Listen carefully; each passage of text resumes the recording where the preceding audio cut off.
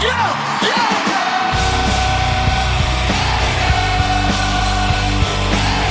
Yeah, we start to play. Steelers by the lake, with the word to say. James Strong, Cody Tanner, hosts on the mic. About to dive in deep, keep it live, that's right. Welcome to the Steelers by the Lake podcast. My name is James Strong, joined once again by my co-host Cody Tanner. Cody, how are you this fine Saturday afternoon? James, I'm doing all right. Had an extended weekend. 4th of July was off Thursday, Friday. Now it's Saturday, Sunday, my normal weekend. So 4-day weekend. Can't enjoy that enough. But no, I got to spend today cleaning and organizing the apartment. So how are you doing, bud? Doing good, man. Doing good. Had the 4th off. Had to work yesterday. Not working the weekend. And yeah, cleaning day for me too. So I get it, man. It's going to be a busy one, that's for sure. So before we get into the show, it is obviously the third week of 3 out of the AFC North division rivals team breakdown. So today is Browns week, unfortunately. We'll get into that. But we are going to talk over some Steelers by the Lake news. We're going to talk about last month's numbers and the top 5 downloaded states. So we're going to go over that real quick. James, number 1. Now let's do 5 first. I'm going to go backwards. Number Okay, 5, let's go backwards. Yeah. Georgia. Georgia was number 5. Number 4 was Ohio. Ohio's been consistent. Number 3, California. Also consistent. Yeah, also very consistent. Number 2, Pennsylvania. Ooh, also consistent, but normally consistently number 1. Yep. So number 1 last month was Virginia. Not even the West Virginia where I'm at. It was Virginia. They're attacking. Virginia. Virginia. Yeah. What is that from, man? There's an old Disney movie. Oh, something John Carter or something. Aliens call him Virginia. But no, thank you guys for the downloads. Appreciate that. Excited that another state's attacking Pennsylvania right now, man. Yeah. Big influx. That was a huge surplus in excess of the normal downloads for Virginia. So appreciate any of you new listeners who may be listening today. Yeah, absolutely. We are going to talk, kind of veer the conversation into a moment of sadness before we go and talk about the Cleveland Browns. James, we talked a little bit before the show. The Vikings rookie 4th round corner, who was a 4th round draft pick, corner Khyree Jackson, did die last night. He did pass away due to a car accident. Now, this was a 3-car accident. Alcohol was believed to have been involved so far at this point from official statements from the Maryland State Police. They released something. It is also believed that the car that he was in and the car that he was in a car with 2 other former high school teammates and 2 other college athletes or college football athletes were in the car with him, and they were not at fault. They were hit by another car that was traveling at excessive speeds. So that is just very, very, very unfortunate, very sad. The Minnesota Vikings did release a statement, and it says, "We are devastated by the news of Khyree Jackson's death following an overnight car accident. While we work to gather more information, we have spoken to Kyree's family and offered the support of the Minnesota Vikings.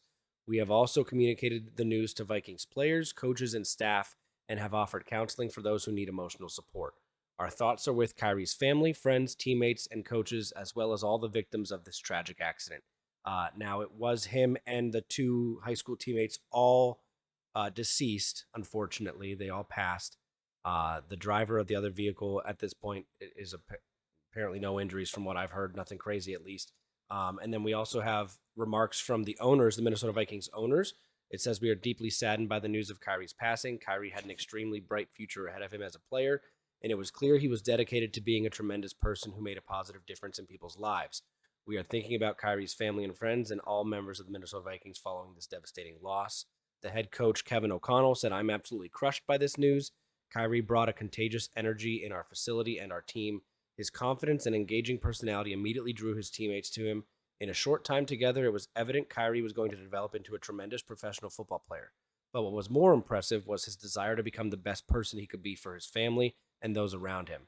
I am at a loss for words. My heart goes out to Kyree's family, friends, teammates, and coaches." And then the last comment that I'm going to read real quick, James, the general manager, Kwesi Adolfo-Mensah, said, "I am heartbroken by the loss of Khyree. As we got to know him throughout the pre-draft process, it was clear the goals Khyree wanted to accomplish both professionally and personally.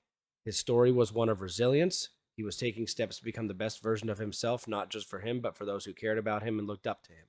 Kyree's personality captured every room he was in. I'm devastated that his life and everything he had in front of him has been cut short. My thoughts are with Kyree's family and friends, those who played with him and coached him in college, and his teammates and coaches here at the Vikings." So again, just horrible, horrible news. Again, it's a holiday weekend. You kind of expect alcohol to potentially be involved, but that doesn't take anything away or make it any different of a loss for the Vikings and just Kyree's family and friends for sure. Yeah, and it sounds like from what the police report is saying, the suspicion of alcohol being involved is with the other driver, not any of the young men that lost their lives in this horrific accident. It appears as though their vehicle was sent off the road into some trees, and that's probably where the loss of life occurred, unfortunately. So just a horrific thing to have happen, and hold your loved ones a little tighter. You never know. Yeah. Life can be short and life can be cruel sometimes. Yeah, and just out of the respect of those other two as well, Isaiah Hazel, who was 23, and Anthony Litton Jr., who was 24, were his former high school teammates that were in that car with him. So again, just horrible news. We are going to turn now towards our regularly scheduled podcast show and talk about the Browns roster. So the Cleveland Browns, obviously, this entire division finished with winning records last year. The Cleveland Browns are no joke. Neither were the Bengals, neither were the Ravens. So again, we're going to go over this team, break it down just like we have the past 2 weeks with the Ravens and Bengals. James, we're going to start offensive side of the ball. Quarterback. Yep. Let's talk about what everybody does and does not want to talk about. That's the quarterback position of the Cleveland Browns. They were very excited about this 3 years ago. You can't find too many fans real excited about it now. Deshaun Watson been nothing but up and down when he has been available and not suspended for his atrocities off the field. They did go ahead and make that room a little more stout as far as the backups, which makes you wonder how confident they really are in him going forward. Jameis Winston backing up Deshaun Watson, and Tyler Huntley, former Baltimore Raven who has given Pittsburgh some issues, slated as the number 3 right now. But of the two, you might be better off with Tyler Huntley as the number 2. I don't know, man. Yeah. If I were them, I wouldn't be real confident in Deshaun Watson right now either. No, but the one thing they can be confident is the players they have around him. That's the one thing I will say. And James, we're shameless plug there for that Alani energy drink. The orange, of course, the best flavor. I'm drinking the Lipton hard iced tea. I thought I was buying regular iced tea, but it's alcoholic. Whatever. Here we are. Weekend. Let's go. Offensive line for this team. You start on that left side. Left tackle Jedrick Wills Jr. is a phenomenal player. Joel Bitonio, left guard. Phenomenal guard. Ethan Pocic is probably I would probably think the weakest link on that line. Wyatt Teller, the starting right guard, and then Jack Conklin, the starting right tackle. It's a very stout offensive line. Mm-hmm. And it's probably the reason that Nick Chubb has had the success that he has while he's been there recently. And we'll get to talking Nick Chubb, but anything you want to say about that offensive line? A lot, actually, yes. As far as their run blocking capabilities, this is an elite group. Yep. As far as their pass blocking capabilities, there's lots of holes. So it's a real mixed bag with this group. Jedrick Wills has not really lived up to the hype of being a first-round pick. He's a competent left tackle, but not an elite tier left tackle. Jack Conklin, the right tackle, was at one point an elite right tackle, but he's injured nonstop. So expect to see a lot of DeJuan Jones, his backup this upcoming year. And if you see a lot of him, you'll see a lot of TJ Watt beating him just like he did last year. Even though the Cleveland media tried to say that he stonewalled TJ actually got 2 sacks against him. So that was just a little bit more of Cleveland reporting. It's not a stonewall. Falseness. Yeah. That's not what that's defined as. Yeah, they claimed that he didn't get a single sack. Actually had 2, and I have video evidence of one of them. So, yeah. James ran on the field to record the evidence. He did. No, I found it on like Twitter or something, but Oh, yeah. okay. On X. Found it on X. Yeah. It's on X, man.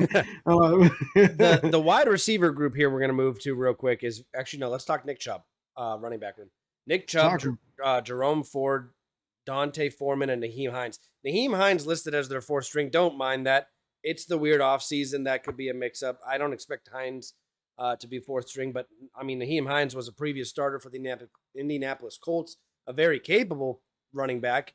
Had some injury things recently, but Nick Chubb, again, missed a large portion of, was that last year? Week 1.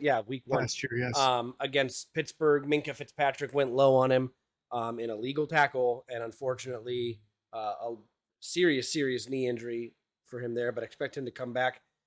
Nick Chubb is probably, I would argue, the best running back in the division. I think that's safe. I think that's safe to say that he is, yeah. And that's not, I mean, because let's be real, we're realistic Steelers fans. We're not the ones that are going to tell you, our team's the best in every single position. Derrick Henry is the only competition, I would say. That's fair. I forgot about Henry. And I don't know if Derrick Henry is really the same as what he was, but who knows if Nick Chubb's going to be either, right? Yeah. Well, you don't know what you're going to get when you come back from such a devastating knee injury. Yeah. And to be quite frank, and this is just me being even honest, when you talk about the division, Jaylen Warren could be number 3. Wow, you putting him above Najee? I'm saying he could be. That the argument's there for they have drastically different running styles, but the conversation is to be had. So we'll see how this year goes.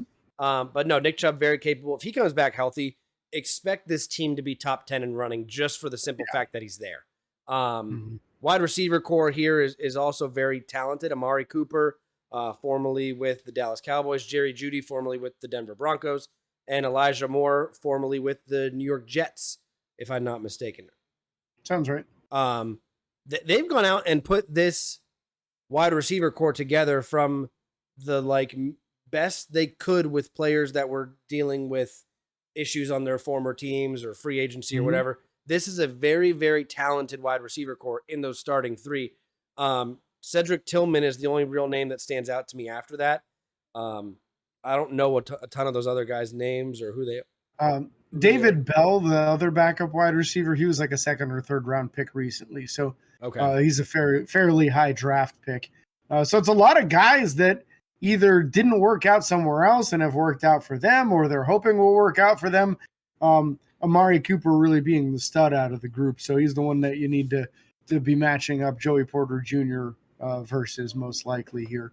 But otherwise, the other guys, Elijah Moore, quick, Jerry Jeudy, just always been good, just never been an elite dude. So it's overall, I would agree with you, a good wide receiver group.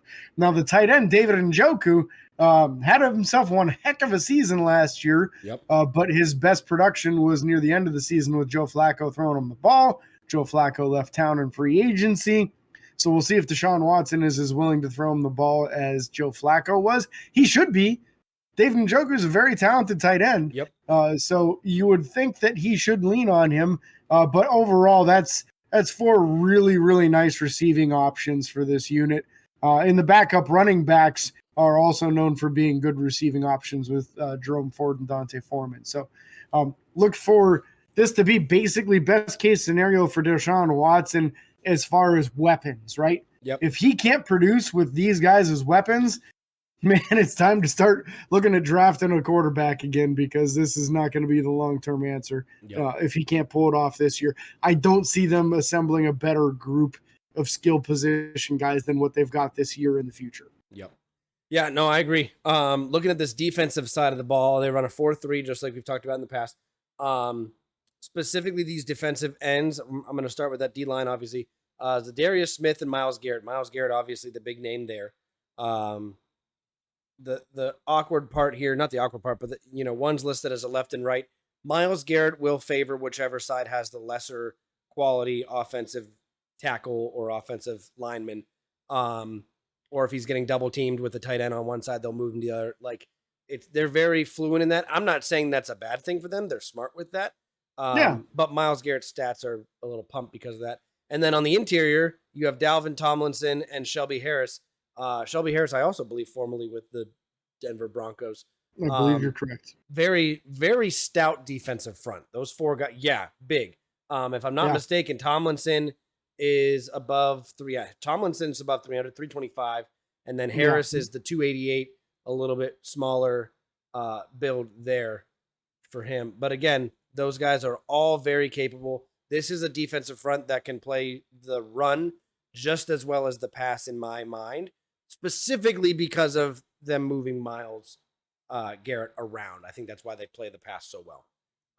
Those defensive tackles are known for being good run stoppers.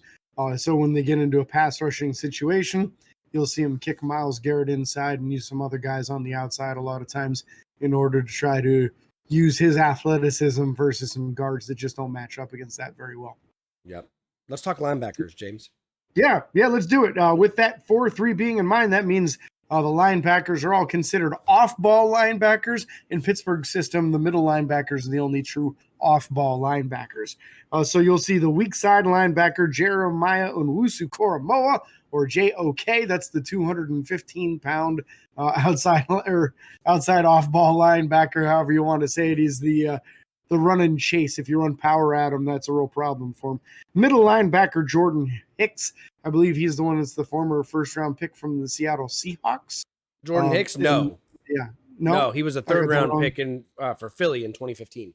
Oh, okay, gotcha. And then former first-round pick of the Pittsburgh Steelers, Devin Bush, going to be playing the strong side linebacker for them, according to this, which is a bad decision because one of his biggest issues is going head-to-head with an offensive lineman, and the like that offensive lineman has, he gets bullied. So he's best in a chase position, but that's already being occupied by Jeremiah Owusu-Koramoah. So I think that's probably a evaluation if that's where they intend on playing him. Again, it's early in the offseason, so he might end up in a different role as time goes on.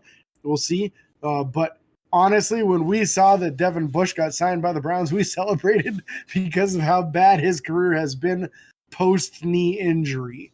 But he's also like 4 years removed from that knee injury at this point. So I don't think that the phenom that he was his rookie season is coming back, because that's been his only good year.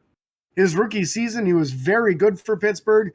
His second year, he got injured. And after that, he just never really recovered back to full health and full playing capability. So we're happy to see him in that orange uniform.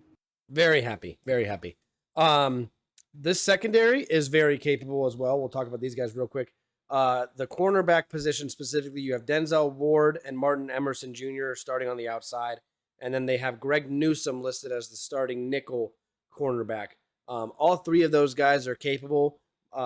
Greg Newsome is a very decent nickel corner. Martin Emerson Jr., I believe, is still young in his career. Yeah, he was drafted in 2022.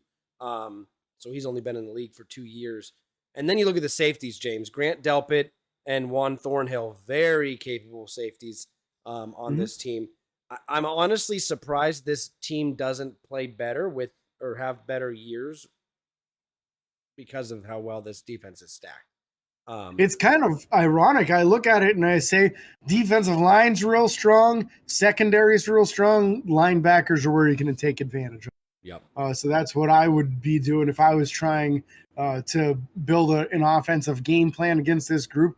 I'd be trying to isolate my tight ends and running backs in one-on-one situations with these linebackers and take advantage of that, especially if you have guys that are real physical, because that's where they're lacking. Pat Freiermuth, Darnell Washington, Najee Harris, Jalen Warren, all of these them are very physical. Yeah, very physical. You put any of them against a 215-pound middle linebacker, he's getting run over. Yep. And then special teams, James, because they matter as well. Dustin Hopkins is the place kicker, has been there for a while. Corey Bjorkes. Sure. I gotcha. He is the punter and the holder. And then they have Naheem Hines listed as the punt and kick returner, with Charlie Huglet as listed as the long snapper. So, because they matter too. Do not underestimate the capabilities of backup kick return man Pierre Strong Jr. I knew you were going there. Just had to shout out a Strong. Part of me hopes that he gets cut and he gets a chance to come play for Pittsburgh so I can buy a legitimate Strong jersey that's a Steeler. Yeah, that would be. It stays Strong Jr. I mean, he started his career at the Patriots, and now he's a Brown. This is like worst case scenario for me as a Steelers fan, as a football fan wanting to see a strong be a Steeler. It's like worst case scenario. Where's he going next? The freaking Ravens? Dallas. He's going to Dallas. Yeah, going to Dallas. So yeah, that's going to wrap up this episode. Again, we can't thank you guys enough for watching or listening. Remember to give those 5-star reviews on Apple Podcasts. If you have an iPhone, even if you listen on Spotify or watch on YouTube, if you have an iPhone and you go to your app, it is the Apple Podcast app. You can give us a 5-star review there. If you write something nice about us, James will get all giddy and we'll read it on the show for you. So we appreciate you guys so much. Be sure to like and follow on Facebook, Twitter, Instagram, TikTok, and YouTube. Subscribe, ring the bell. It's free. Be ready for a quite longer episode, maybe next week or the week after. We're going to do something interesting. Super show. We're excited for that. And until next time, this is your host, James and Cody, signing off. Peace.